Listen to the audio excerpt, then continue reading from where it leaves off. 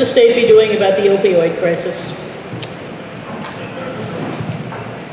This is a really great question because I don't think we place enough attention on the opioid crisis here in Montgomery County, but it is a huge national crisis. There are millions of people that every day we're losing hundreds of people to the opioid crisis. There are issues with chronic pain. That's usually how people get addicted to opioid pain medication. And then once they're addicted, they look for options because insurance will only cover for so long. Their option and least expensive option is heroin or fentanyl. And now we see that as people's tolerance rises, they're overdosing. To the point where, even schools, even grade schools, are having naloxone, the antidote for opioid overdose, in grade schools. I think that we need to look at the ripple effects that the opioid crisis is having, not just addressing addiction and looking at medication-assisted treatment as the pathway for people to recover from opioid addiction, but looking at the ripple effects. Here in Montgomery County, I actually called the Department of Social Services and asked about the increase in the foster care enrollment. We're seeing an increase in foster care, and we're not even collecting the data on whether that's related to opioid use or not. So I think we have to do a better job at looking at where we can capture the data and figure out why people are entering that system. These kids that are entering the foster care system, make no mistake, it is absolutely traumatic. And we know that those adverse childhood experiences will affect those kids for the rest of their life, across their lifespan. So I think we need to look at opioids, but also look at the ripple effects and how it's affecting our communities in bigger ways.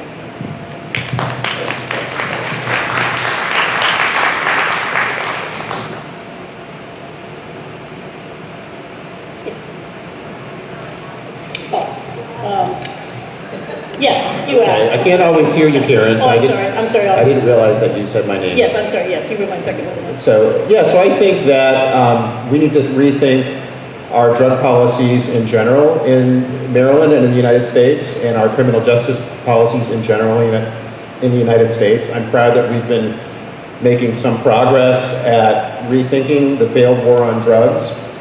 If you think about the demographics that are affected by the opioid crisis, and then you think about the demographics that were affected by previous drug crisis and what the response has been, it's very interesting. So I think we need to rethink a lot of things, and I've been proud to have been part of, in the Maryland General Assembly's efforts to decriminalize cannabis, marijuana, and to treat drugs and including opioids as social and health problems, and not so much criminal justice problems where we throw on more punishment. So I think that we're moving in the right direction in Maryland in terms of addressing drug policy as a whole. We have a ways to go though. All right, this is going to be an easy question, maybe. This is a show of hands question. Speaking of decriminalizing things, who's in favor of legalizing medical marijuana? Okay. How about recreational marijuana? Okay. It's another step forward, but I think it's going to be interesting to see where we go on that over the next few years. So, okay, we're going to move on to economics. Namely, that there's a lot of high-ticket items we'll be talking about today in terms of trying to get things done, and that means growing the economy. And I think everybody supports that in general, but again, how do we get there? So let's start with small businesses. This is going to go to Leslie and to Jared. What exactly would you do to propose to help small businesses succeed in Montgomery County? And in particular, sometimes there's discussions about reducing regulation. How do you do that without opening up all the problems the regulations are meant to solve? So Leslie first and then Jared.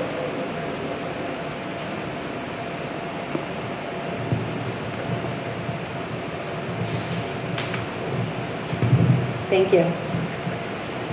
So the question is, I'm sorry, I have such a hard time hearing you. Okay, The question is essentially, how are we going to help small businesses? Yeah, right, and how do you have to deal with reducing regulations? And but reducing not- regulations, yes. So I agree with you. You know, when you hear people talking about reducing regulations, it's usually Republicans, and they're usually talking about regulations that are consumer protections that took a very long time to get to that point where we could have that regulation that is usually saving lives and preventing harm. So when I talk about, I do think that there are some regulations that we could eliminate. And the difference is the regulations that are consumer protections stay. There are regulations that are very heavy on the paperwork. And as a person who started a nonprofit organization, a business, my husband has a small business as well, there's a lot of paperwork that you need to do that's not necessarily directly impacting consumers and citizens. And that's what we need to target. So I think though, in general, when we're talking about economic growth, you know, there is a difference between, as Al had pointed out earlier, state delegates and state senate, they don't do everything, but they do work with everyone.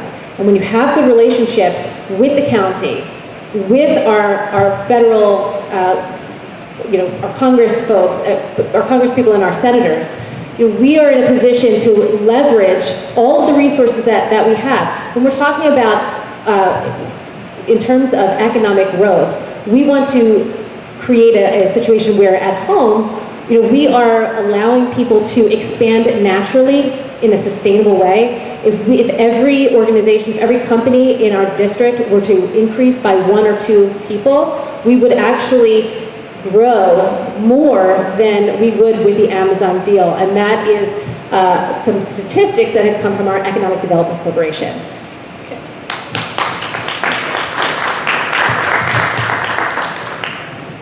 This without strangling myself this time. So appreciate the question. I've talked to a lot of small business owners across our district. First and foremost, one of the things that I really want to do that I hear from a lot of folks is create a technical assistance center at the state level. So I hear from a lot of people, you know, we pass these laws and, you know, some of them are not always supported by business, but a lot of small businesses, particularly in the county, say, you know, we want to be able to implement things like paid sick leave. We want to be able to do all these things. We just don't know how, and especially if it's a mom and pop shop, you know, we don't have access to necessarily lawyers, and we don't have access to, you know, the technical expertise that really help us get through that. So I think putting money into saying to businesses, we know we may be adding a little bit of an extra burden, you know, but as Leslie said, some of those burdens are really important for consumer protection. So let's help you get over that hump. One of the other things that I think is really critical, and I'm fully supportive of Senator Will Smith from District 20 who's proposing this. So it's interesting that at the state level, we actually don't give money to businesses that are impacted by large-scale transportation projects. So like the Purple Line. So we've got a county fund that is helping those businesses, or the Wheaton redevelopment project, but there's no state money. And so the only state resources are either if you close, you get a payout, or if you're willing to move. But if you want to stay in that location and weather the storm, there's no resources to help you do that. And you know, that again ties into the Technical Assistance Center. You know, when you think about the project of Wheaton, right? It's, you know, you're going to have this huge new government facility that will have people there all hours of the day, in the evenings for events, you know, in the early morning. And so there's a lot of restaurants in particular in that area that want to be able to take advantage of that, but may not know kind of what those staffing needs are and what the future would bring to that. So how do we help those businesses weather the storm so they're stronger when those projects are completed? And then finally on the regulation piece, I mean, I think Leslie said it exactly right. Not every regulation is bad. There are a lot of regulations, particularly on consumer protection, and I would want to sit down with, you know, all of our state agencies and with the small businesses in our community to understand what are burdensome, what really aren't doing things to help protect our consumers and our constituents. And something as simple as moving to doing everything online. I've heard from some businesses that there's still paper and literally have to, you know, return checks in person. So thank you.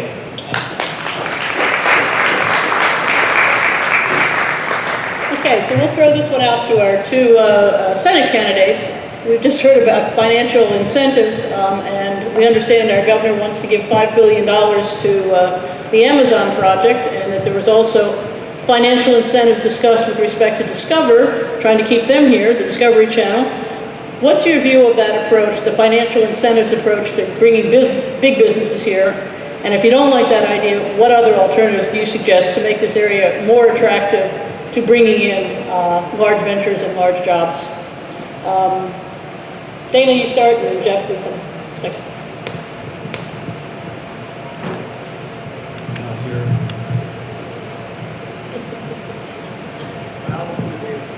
The island here. Once we strangle them, yeah. We have an unfortunate habit of fighting to the lowest level with our neighboring states and localities, throwing money at big businesses. This might be the exception to that rule because Amazon is such a huge company these days. Before the crash of the past week or two, it was nearing $1 trillion in market cap. That's a big deal. What didn't turn me off to the governor's proposal, and I haven't read it yet, I don't even know if there's a proposal in writing, is that $2 billion, or 40% of those dollars, was for infrastructure improvements. It depends what those infrastructure improvements are. If they're widening the Beltway, then no. If they are for improving maybe BRT, funding metro maintenance, and this is a problem we have in this country. We don't maintain our democracy, so now we're on the verge of losing it. We don't maintain our rail systems, we're on the verge of losing that as well. But one thing that I see that is very important, I work with my elder son in venture capital. He's out in Silicon Valley, in San Francisco and Menlo Park.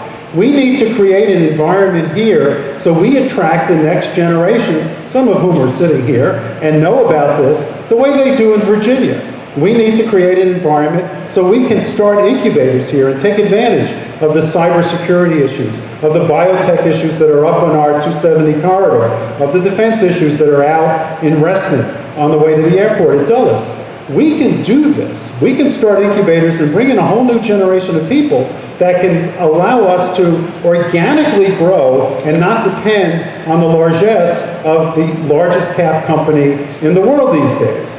Then again, maybe because we are such a progressive area, particularly on LGBT rights and the like, we might attract Amazon to come here, but we have to work closely and not just throw money at them and try to compete with Virginia or DC that might want to throw more money at them. I don't see that happening yet, so I'm hopeful that that's not going to happen this time.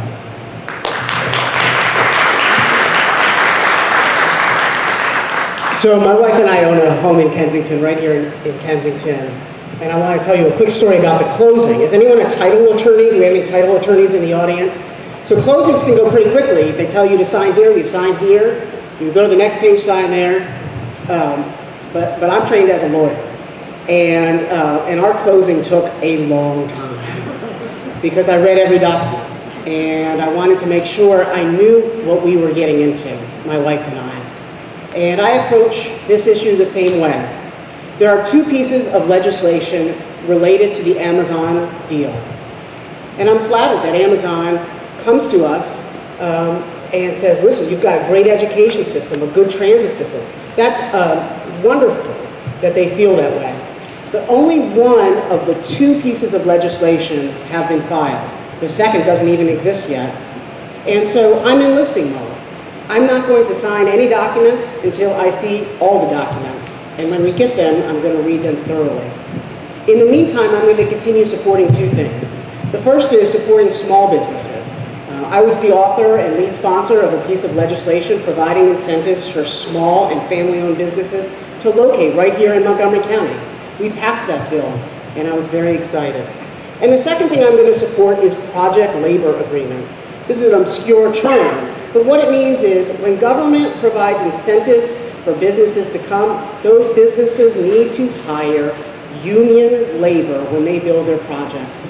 Our party, the Democratic Party, is a wonderful party, but we've moved away from supporting our brothers and sisters in labor.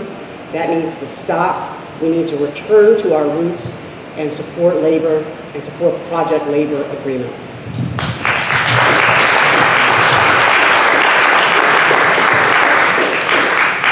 Okay, so Joel and Mila, this somewhat overlaps with some of the previous questions, but basically, since so much turns on attracting and keeping good jobs, what initiatives do you support to help advance Maryland's manufacturing and technology sectors? Joel first and then Mila.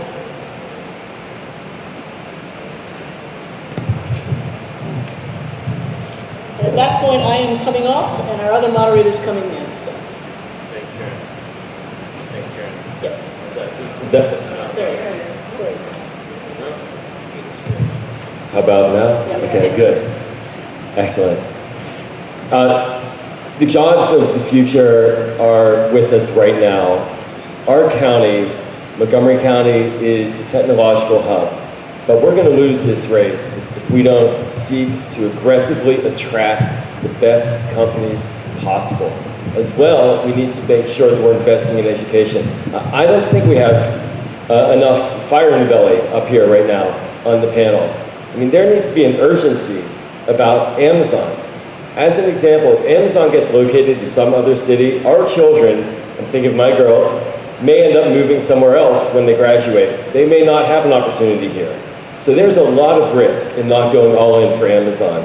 The benefit of Amazon, and the reason why I bring that up, is because from a technology perspective, the spin-off potential is significant. The innovation potential is significant. I'm fortunate to be a professor at Carnegie Mellon University in public policy, a faculty member. I went there for graduate school. I grew up in Pittsburgh. I've seen what happens in cities when they fall apart, and when technology comes back in, it helps lift them up. And it's technology that's rooted in education. So the second part of this is to ensure that we're investing in our infrastructure and building manufacturing positions, building positions that are innovative, that are 21st century jobs. We have to be training our workforce here. When I visit my daughter's school in Eastern Middle School, that is a school that is falling apart. I am really concerned that my daughter and the children of Montgomery County and in this district are not getting the best. We have wonderful teachers, we have wonderful support systems, but they're not being invested in. So we have to really rechange our priorities. We have to make sure we're investing in education, and we have to make sure that we're attracting these technology jobs. Otherwise, we're going to be losing on the competition, and these jobs will go elsewhere.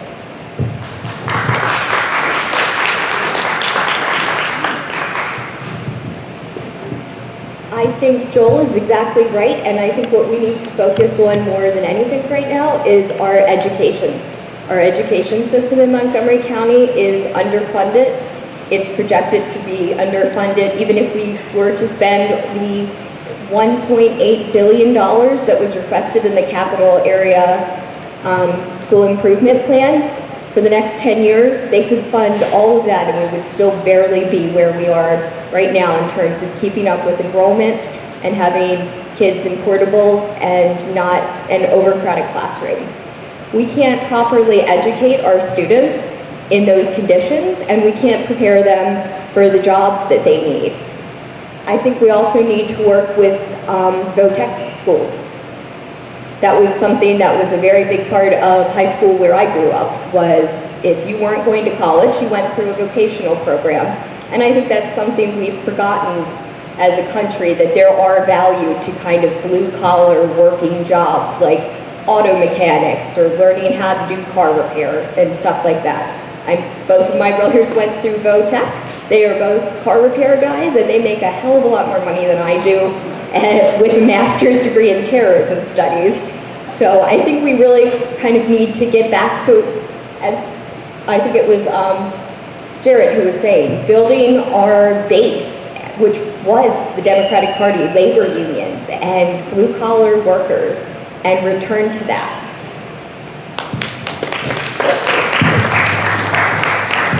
Thank you.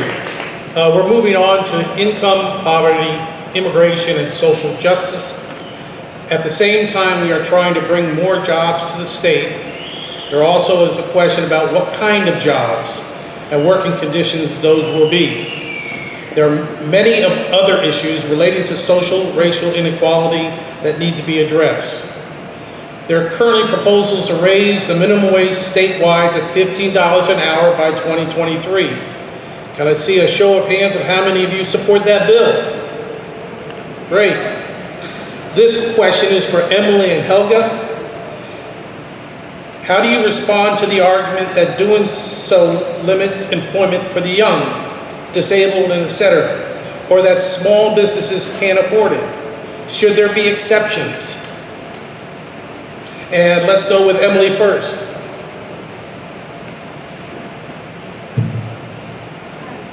I turn it on. Hi. I strongly support a $15 minimum wage statewide. We are fortunate here in Montgomery County that we've got the leadership at the County Council to have passed that recently unanimously. There's broad support here for that move, and ensuring that we pass it statewide continues to make sure that Montgomery County remains competitive across our state, while at the same time providing for a greater level of economic equality for everybody. My mother was a single mother. She worked multiple minimum wage jobs when my father abandoned our family when I was very little. And if not for her having the opportunity to work, because my grandmother immigrated from Bulgaria to raise us, we would not have been able to make ends meet. Going back to some of the comments that some of my colleagues here have made regarding unions, I grew up in North Carolina. It's a very anti-union state. And had my mother been a member of a union, I know that there would have been many more opportunities for us growing up, and I'm grateful for those that she worked so hard for. I'm very sympathetic to the arguments of small business, but I don't believe that we should have an exception. I don't think that small business employees should be exempted out of earning a $15 wage. I think, in Montgomery County, they have been using a phased approach to allow for small businesses to have a little bit extra time to comply. I think that's the right way to do it, but I don't think that there should be any exceptions to the $15. Thank you. Before you go, what the audience doesn't know is that it's hard for the candidates up here to hear. We got a blower back here that's disrupting their ability to hear. So go ahead, Helga. Thank you. I see this really as an economic justice issue. If someone's working and earning $7, $8 an hour, there's no way that that's a livable wage in Montgomery County. $15 gets us a little bit closer, but my fear is that it doesn't even take us far enough for most families. I was for the Safe and Sick Leave Act that was passed. The Safe and Sick Leave Act affords people 5 days of sick or safe leave to take care of their families or take care of themselves. This is important to every family. There's no person, no family that should have to go without food or addressing their basic needs if they get sick. And so, I'm glad to see that we're addressing some of those issues in Annapolis now. I look forward to working on some of them as well when hopefully I'm voted in. I wanted also just to say that, I think we also need to look at where there are some disparities and barriers to employment. Individuals coming out of the criminal justice system and giving them job training and education and giving them a leg up so they don't cycle and go back into the path of crime and back into a place of incarceration. I think we need to look at that as well. Thank you. The next question is for Dana, Jeff, and Leslie. How can Maryland increase the availability of affordable housing, especially in areas such as Montgomery County where the cost of housing is so high? Let's start with Jeff, then Dana, then Leslie.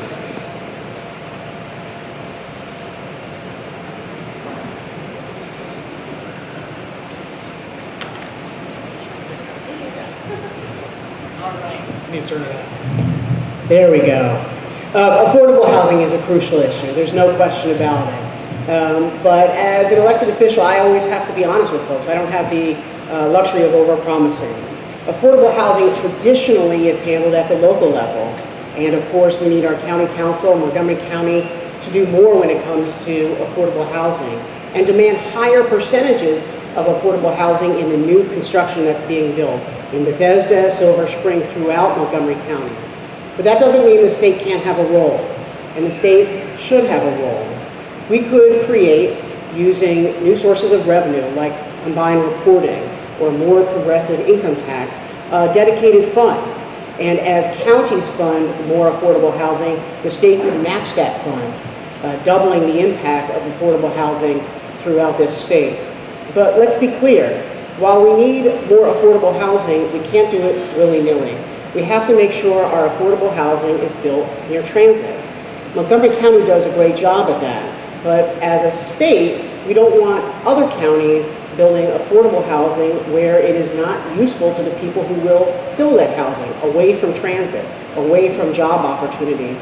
And so if the state is going to have a role, the state must at the same time incentivize that affordable housing to be built near where the jobs are and near where the transit is.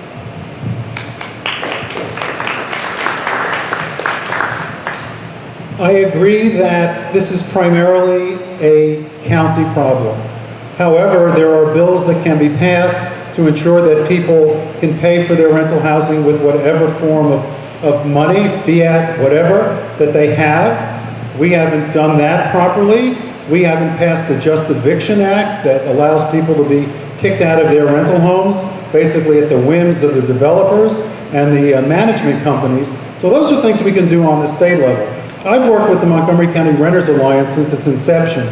And I'll tell you that having grown up in New York at a time when the middle class was growing, expanding, and booming, and when marginal interest rates were 91%, somehow we managed to get by and to actually prosper, even though there was rent control in much of New York City. There's no reason we cannot seriously discuss these issues here on the local level. And one needn't go as far as saying we must have rent control, but at least rent stabilization of some sort in some communities. The MPDU projects that Ike has promoted for the last 12 years are absolutely insufficient. A greater and greater percentage of our residents are living in rental housing.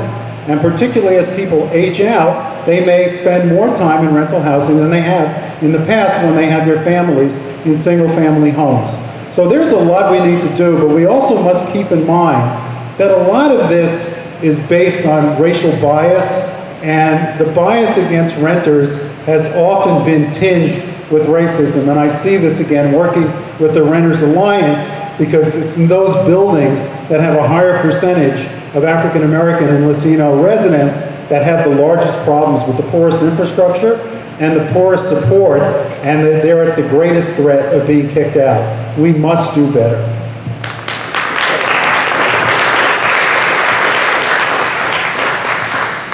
Thank you.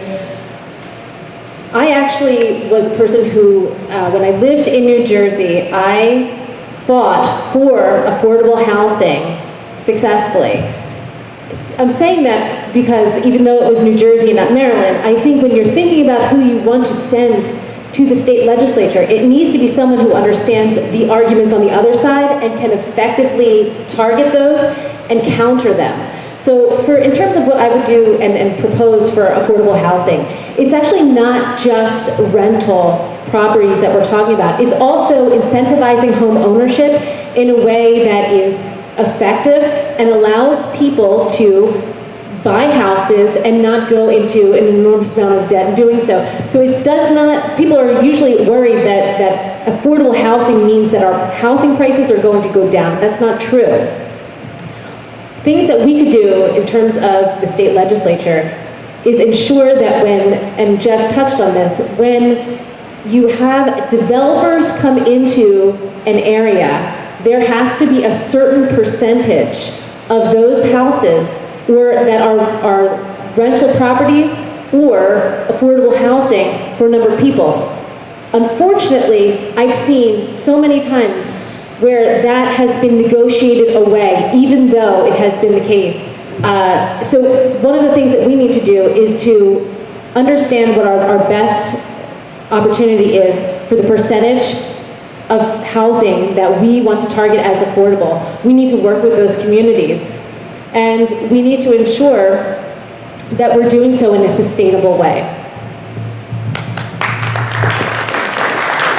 Thank you. The next question is for Joel and Jared. What programs would you promote to facilitate aging in place for seniors, especially those with limited proficiency in English? Joel first. Joel first. Great, thanks, Tom. So, our mother-in-law, my wife's mother, lives with us, and we're very fortunate to have her with us. taking care of our daughters, taking care of us, and being part of our extended family. That is a choice. But aging in place and programs that will support our seniors, we need to ensure that there is support available to seniors to ensure that they can make a choice themselves. For example, I'm going to go back to healthcare on this one. We do need to expand healthcare. We do need to have everybody insured, be it through Medicare expansion or some other mechanism. But we need to make sure that our seniors have retirement security, and that includes health security. There are deep fiscal issues and pressures that are facing the state, however, right now that may make that difficult. We've committed billions of dollars against infrastructure projects at the same time that the federal tax bill, which I'm going to say it here, this federal tax bill is essentially stealing money from us, from our state, from our property and real estate taxes, and handing it to billionaires and large corporations, hand over fist. So we're going to have less money at the state and local level to be able to pay for these kinds of programs. So it's going to have to come from somewhere. It's going to have to come, most likely, from us. But then, in addition, another infrastructure project. We have, alongside my town, where I'm a council member, we have two major infrastructure projects. We have the Purple Line, and we have the Bethesda sector redevelopment. There have not been cutouts to protect for affordable housing or to help seniors get the care they need, to get the transportation they need, to invest in education. They have not been cut out. So we have had people sleep at the wheel when these infrastructure projects have gone forward. And as a result now, we're going to continue to play catch up and fork over significant sums of taxpayer dollars to fund those projects. And so it is going to be very hard. We have to really change the way we prioritize our spending.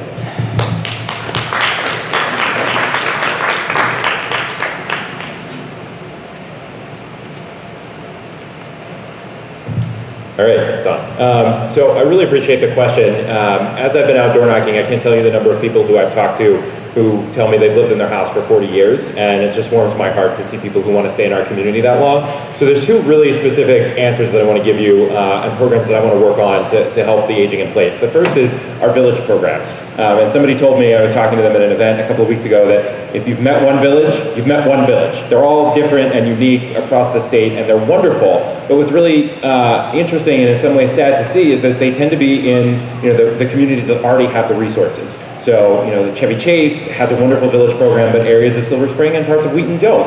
And so I know the Secretary of Aging right now is thinking about ways in which we can help, and I want to strengthen that. I want to strengthen the existing village programs. I want to put in place systems for communities that don't have them to build them. And for those of you that don't know, the village program it's a great connection of volunteers from people at all age ranges, literally for somebody to come in and cook a meal or change a light bulb or do things around the house that somebody who's getting up there in age may not be able to do, but also that senior can volunteer. They do things like jazz nights or even just have a regular brunch where people can get out and talk to folks.